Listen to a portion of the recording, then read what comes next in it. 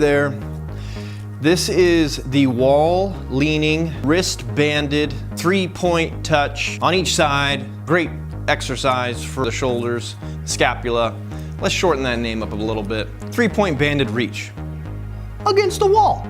Find a band that's relatively difficult or easy if you're in a lot of shoulder pain. It really depends on your level. If it feels too easy, you're gonna need to find a thicker band.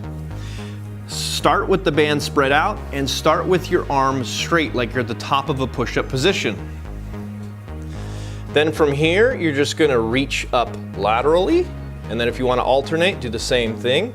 Then go straight to the other side, then down laterally, and that's it. If your coach or you program 4 rounds, you're gonna do all 3 points on both sides, so 6 total touches, 4 times.